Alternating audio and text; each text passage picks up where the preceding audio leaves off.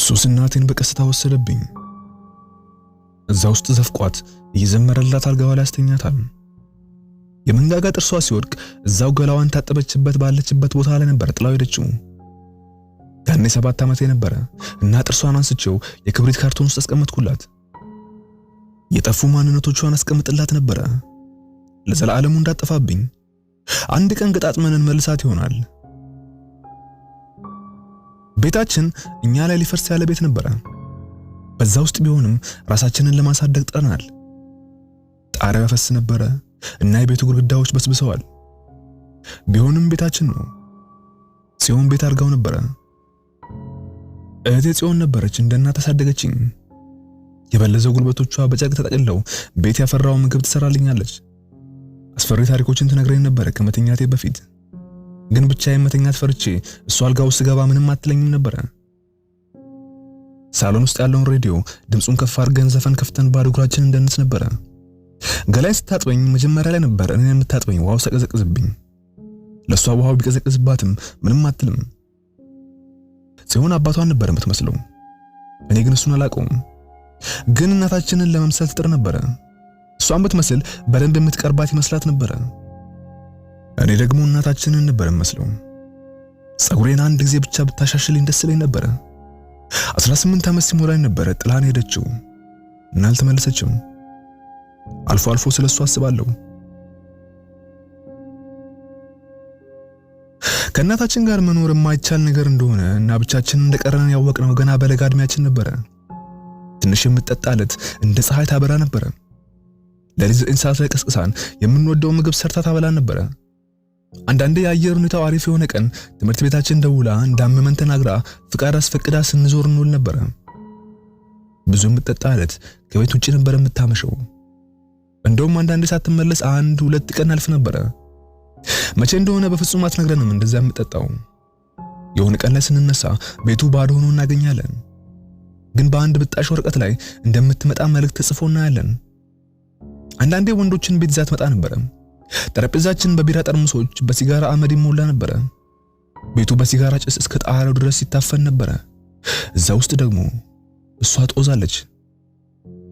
በዛን ቀን ስንተኛ እስከ ንጋት ድረስ ሲጮህ የሚያድረውን የሬዲዮ ዘፈን ላለመስማት ራሳችን ላይ ትራስ አድርገን ነበር የምንተኛው። ከዛ ስንነቃ ቤታችን ውስጥ እንግዳ ሰዎችን እናገኛለን። የሻይ ብርጭቆ የት እንዳለ ይጠይቁን። እማ በጣም ትንሽ ጠጣችለት ተስፋ የቆረጠ ሰው ትሆናለች። የሚቀመስ ነገር አይኖርም። ያለማቋረጥ ታጨሳለች። እንቅልፍም አትተኛም። አይኖቿ ግማሽ ጨረቃ መስለው ቤት ውስጥ ወዲያ ወዲህ ትላለች። በረባ ባረባው ነገር ትጮህብናለች። አንድ ቀን ትዝ ይለኛል ሶፋው ላይ ውሃ አፍስሼ ነበር። ዞራ በጥላቻ ከተመለከተችኝ በኋላ ከሶፋው ላይ ጆሮን ይዛ ጎትታ አንስታኝ መሬት ላይ ከወረወረችኝ በኋላ የሶፋውን መቀመጫዎች እንዳለ አውጥታ ውጪ ያቃጠለቻቸው ትዝ ይለኛል። ጽዮን ሁሉንም ነገር በመስኮት አይታ አጠገቤ መሬት ላይ ተቀመጠች። ጀርባችን የሶፋውን አጽሞች ተደግፈው።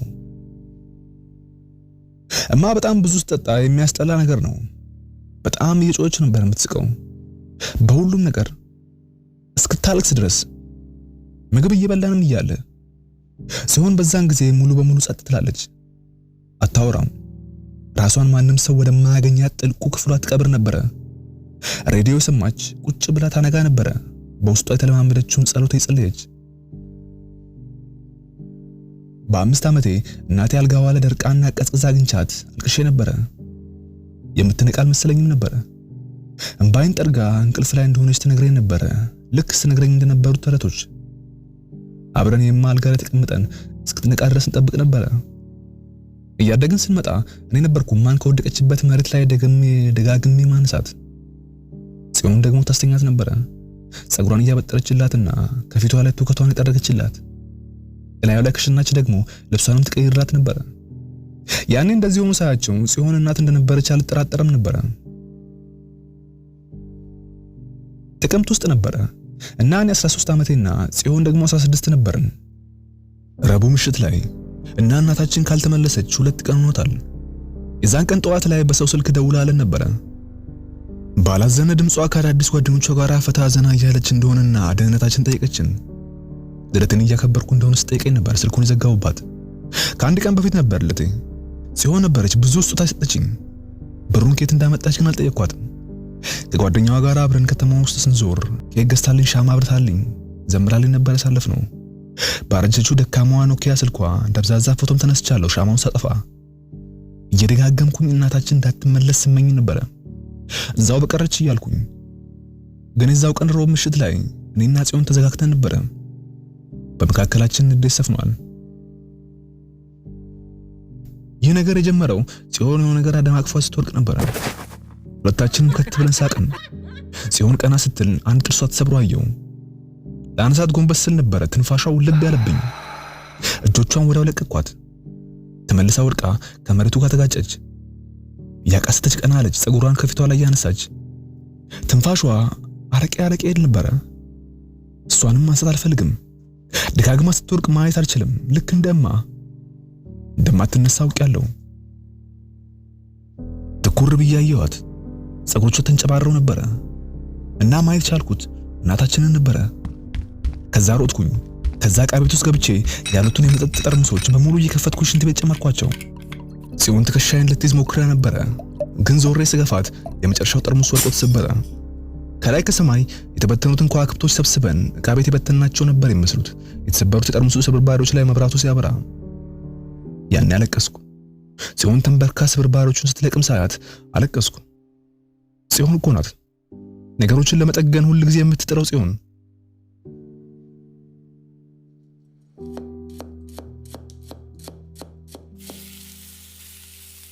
የምግብ ሽታ ከክፍሌ ጎትቶ አወጣኝ። ውስጥ ያለው ሆዴ ባንዳ ሆነብኝ። ጽዮን ምስር ወጥ የሰራች ነበር። ትክክለኛ ምግብ፣ ያልታሸገ ከሱቅ ያልተገዛ ምግብ አዘጋጀች። የጥላሁን ገሰሰ ዘፈን በትንሹ ከሬዲዮ ይወጣ ነበር። ጽዮን ሰውነቷን እያወዛወዘች በዝግታ እየደነሰች ነበር ስታማስል ነበረችው። የምግቡን መዓዛ ልቋቋም አልቻልኩም። ከዛ በዝምታ ተመገብን።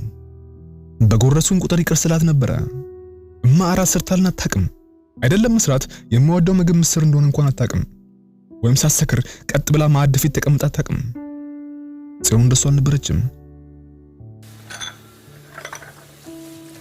ዕቃዎቹን እያጠብን እያለ ነበር ለመጀመሪያ ጊዜ ሰማነው። ቢራቢሮ በመስኮቱ መስታወት ለመውጣት ሲታገል ሳየው መስኮቱን ከፍቼ አወጣሁት። ያኔ ነበር ከጓሯችን የራቀ ድምጽ የመጣው። ዕቃዎቹን አስቀምጬ አዳመጥኩኝ። ለቅሶ ነበር።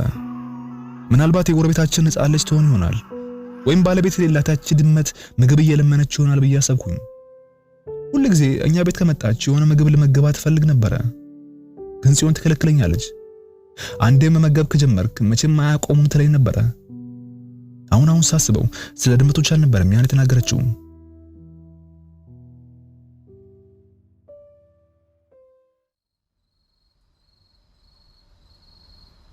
ጽዮን የበረንዳውን መብራት አብርታው በረንዳው ላይ ወንበሮች አወጥተን ሰማዩን እያገኝ ተቀመጥን። ልጅ እያለን ከዋክብቶችን ስናይ ታሪክ እንፈጥርላቸው ነበር። ካደኩኝ በኋላ ነበር በዛው እየፈጠረች ትነግረኝ እንደነበር ያወቁት። አሁንም ድረስ የምወደው ጨዋታችን ነበር፣ አስቂኝ ታሪኮችን ለምናየው ምልክት መፍጠር። አየካቸው እነዛ የምግብ ፍርፋሪዎች ናቸው። እግዚአብሔር ለድሆች ምግብ ሲያበላ የተበተኑ ምግቦች ናቸው። ሳቋን አፍናና ራሷን የነቀነቀች አለችኝ። አሃ ነው እንዴ አልኳት በተራዬ እኔም ወደ ላይ ተጠቀምኩኝ። ከትልቁ ትሪ አጠገብ ያሉት ነው አይደል የምትይው? አዎ እሱን ከተመገብክ የተመኘከው ሁሉ ይሳካላል ሲባል ሰምቻለሁ። ጽዮን አለችኝ ፈገግ እያለች። ከዛ ሳቋን አቆመች። ድምጿን ዝቅ አደረገች። ወደ ከዋክብቱ የተመለከተች። የሆነ ነገር እንመኝ እስኪ ዳኒ፣ እንመኝ እስኪ አለችኝ። ከዛ ተመኘን። የለቅሶ ድምጽ ነበር የረበሸን። ቀርቦ ነበር አሁን ላይ እና ደግሞ እርግጠኛ ነኝ የሰው ነበር። ግን ግራ ተጋብተን እርስ በርሳችን ተያየን። ከዛ ጨለማ ውስጥ ኩር ብዬ ተመለከትኩ። የሕፃን ልጅ ድምጽ ይመስላል። የጠፋ የደከመውና ብቻውን ያለ ልጅ። ሚጣ ትሆናለች አልኩኝ እየቆምኩኝ። ምናልባት በጓሮ በኩል ወጣ ይሆናል። አረ ደውይላቸውና ነገራቸው፣ ወይም ደግሞ ይዘንላቸው እንሂድ እንዴ። ጽዮን አልመለሰችልኝም። በረጅሙ ተንፍሼ ሁሉን ነገር እኔ ማድረግ አለብኝ አይደል? ከበረንዳው ወርጄ ሳሮቹ ላይ ወጣሁ። አየሩ ሊዘንብ እንደሆነ ይናገራል። ዳኒ ጽዮን ጠራችኝ። ፈገግ ብዬ ወደ እሷ ዞርኩኝ። ፈገግታዬ ፊቴ ላይ ሞተ። የእሷን ፊት ሳየው ዳኒ ና ወደ ውስጥ ግባ። ጨለማ ውስጥ እኔን አልፈው አይኖቿ የሆነ ነገር እያዩ ነበረ። በአንድ እጇ በሩን ከፍታ ደርቄ ቀረው። ባዶ እግሬን ነበርኩኝ። ምን እንዳየች እኔም አየው። ሳሩ ውስጥ ከአጥሩ አጠገብ ሰው አየው። በጉልበቱ ተንበርክኮና ፊቱን ዝቅ አድርጎ አገጩን መሬቱን ነክቶ እጆቹ እግሮቹ ላይ ተጠምጥመዋል። አፉ ተከፍቷል። በዝግታ ሲከፈትና ሲዘጋ ነበረ። እያለቀሰ ልክ እንደ ሕፃን ልጅ ቤቱ እንደጠፋው ሕፃን እንደ ሕፃን ሳይሆን እንደ ሕፃን እያስመሰለ እንዳለ ሰው ድምፁን እያስመሰለ በቅጽበት ቀጥ ብሎ ቆመ። አጥንቶቹ ተንቃቅተው ቀጥ ብሎ ቆመ። ፊቱ አሁንም በጨለማ ተሸፍኗል። ረጅምና ቀጭን ነበረ፣ በጣም ቀጭን። ሽብር ካለሁበት ቦታ አንቀሳቀሰኝ። ከጽዮን በላይ ፈጥኜ ነበረ። እሷን ጎትቻት አስገብቻት በሩን ዘጋሁት። በሩን ስዘጋው ኮቴው ሲቀርበን ነበረ። ያ ሰው ወደ ቤቱ ሲቀርበን አየን። እርምጃው ቀስ ያለ ነበረ። ጽዮን እጄን ያዘችና ወደ እሷ አዙራኝ አቀፈችኝ። ከዛ ትከሻዬን ያዘችው። እንዳትዞር ዳኒ እንዳትዞር ብትለኝም በደመ ነፍስ ዞር የተመለከቱ ፊቴን በኃይል መለሰችው። ከዛ ራሷን አወዛወዘች። የምሯ እንደሆነ አወቅኩኝ አለች ጉሮሯን የጠረገች። እጆቿ እጄን አጥብቀው ይዘው ባለንበት ቦታ ተተክለን ቆምን። ለጎረቤት ልደውል እና ሁሉም ነገር። ድምጿ ተቆራረጠ። እንባ ከዓይኖቿ ወረዱ። ስታለቅስ አይቻት አላቅም። ስልክህ በረንዳ ላይ ነው አለ ተናገረች። የሷ ደግሞ መኝታ ቤቷ ውስጥ ቻርጅ ላይ ነበር የነበረው። ጸጥታው በሚንኳኳ ድምፅ ተሰበረ። ጽዮን ወደ መስኮቱ ዞረች። ዓይኖቿ በኃይል ተበርግደው።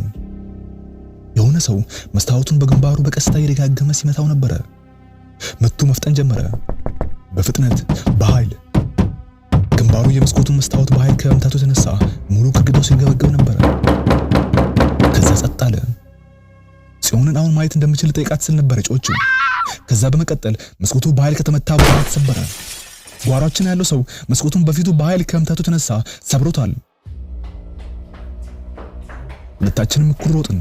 እየሮጥን እያለ ዞሬ ልመለከት ስል ጽዮን አሁንም ፊቴን በኃይል አዞረችው። የመስታወቱ ስባሪ ድምፅ ቤታችን ውስጥ አስተጋባ። ከዕቃ ቤት ጽዮን ቢላዋ ይዛ ወደ ሽንት ቤት ገብተን በሩን ዘጋ ነው። ቀጭን የለቅሶ ድምፅ፣ ልክ እናቱ እንደሚጠራ ሕፃን ልጅ ድምፅ ቤቱን ሞላው። ጽዮን ጀርባዋን በሩ ላይ አደረገችው፣ ቢላዋን አጥብቃ ይዛ። እኔም እንደሷ ጀርባዬን በሩ ላይ አድርጌ ተቀመጥኩኝ።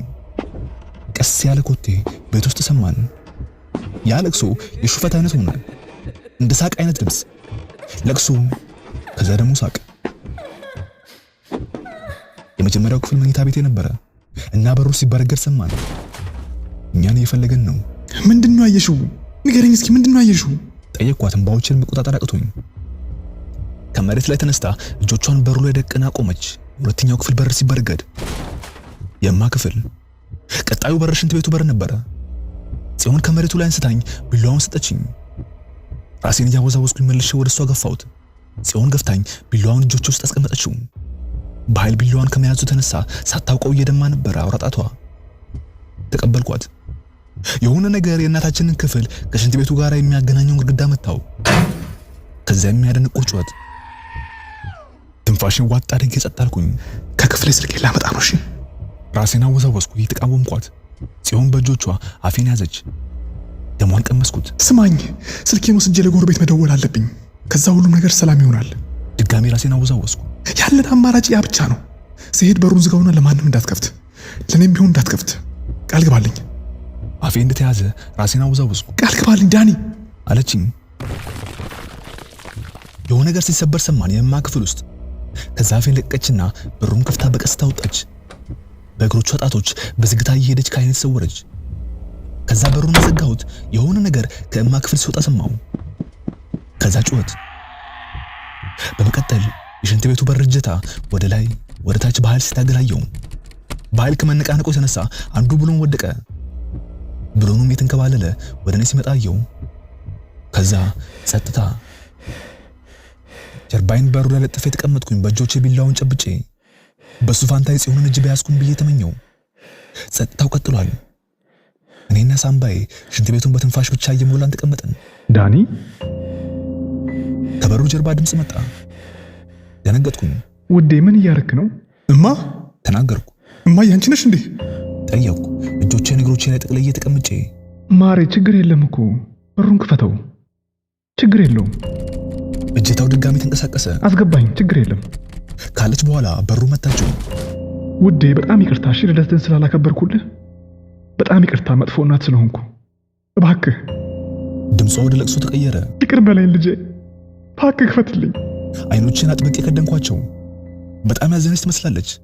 ሕፃን እያለሁ ወድቄ እያለቀስኩኝ ወደ እሷ ስመጣ አቅፋ ልክ እንደምታባብለኝ አሁንም እንድታባብለኝ ፈለግኩኝ። ምናልባት አሁን ተጸጽታ ይሆናል። ምናልባት ይቅርታ መጠየቋ የእውነት ይሆናል። እጆችን ከፍ አድርጌ የበሩን እጀታ ያዝኩኝ። ከዛ የእህቴ ድምፅ ረጋ ብሎ ከበሩ ጀርባ ሰማው። አዎ ዳንኤል፣ አስገባን፣ ችግር የለውም። አንዱ እጅ እጀታው ላይ ደርቆ ቀረ። ሌላኛው ደግሞ ቢላዋን አጥብቆ ያዘ። ጽዮን ስሜን እንደዛ ብላ ጠርታ አታውቅም። በሩ በኃይል ተመታ። እጀታው ተንቀጠቀጠ። ዳንኤል አስገባን። የጽዮን ድምፅ ወፍሮ ሰማው። በመቀጠል የቅድሙ ጩኸትና ሳቅ። ከዛም ተናገረች፣ እየለመነችና እያለቀሰች፣ ድምጿ እየጨመረ አስገባን፣ አስገባን እየደጋገመች አብራ በሩንም እየመታች። ጽዮን ስትነግረኝ ስለነበረው እነዛ ጭራቆችና ሰይጣኖች አሰብኩኝ። እንዳይመጡብኝ ጸልይ ነበረ። ያቺ እህቴ አይደለችም፣ አንቺም እናቴ አይደለሽም ብዬ ጮኩኝ፣ ራሴን በእጆቼ ሸፍኜ። ከዛ ሽንት ቤቱ ጥግ ላይ ተቀመጥኩኝ እያለቀሱ። ከበሩ ጀርባ ያለው ማን እንደሆነ አላውቅም፣ ግን ጽዮን አይደለችም። የሬዲዮውን ጣቢያ ሲቀይረው የምትጮህብኝን የእህቴን ድምፅ አውቀዋለሁ። መልካም ልደት እያለ ያዜመልኝን ድምፅ አውቀዋለሁ። ጩኸትና ትርምስ ከሳሎኑ ሰማው። ከዛ የብዙ ሰዎች ኮቴ ወደ ቤት ሲገባ ሰማው። ወፍራም የሆነ ጩኸት ቤቱን አተራመሰው። ቤቱ የሚፈርስ መስሎ ነበረ። ከዛ በሩ ተበረገደ። ጮኩኝ፣ አይኖችን ሸፍኜ ሞቴን የጠበቅኩ። ከዛ አንድ እጅ ከነበርኩበት ቦታ አፍሶ አንስቶኝ ከሽንት ቤቱ አወጣኝ። ስወጣ ሳሎኑን ስመለከት ነበረ። ግድግዳው፣ መሬቱ በጥፍር ተፍቋል።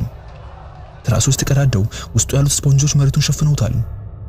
የሆነ አውሬ ቤታችን ውስጥ የገባ ይመስላል።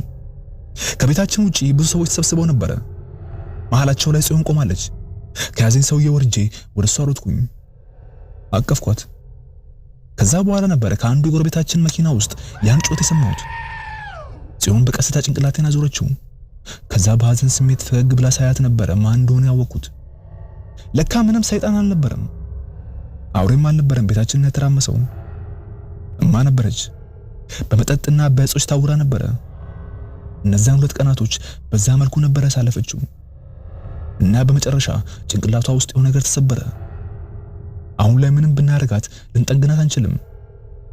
አንዳንዴ ለመጨረሻ ጊዜ ወድቃችሁ የማትነሱበት ጊዜ አለ። ጽዮን መጀመሪያ ላይ እዛ ጨለማ ውስጥ አይታት ነበረ።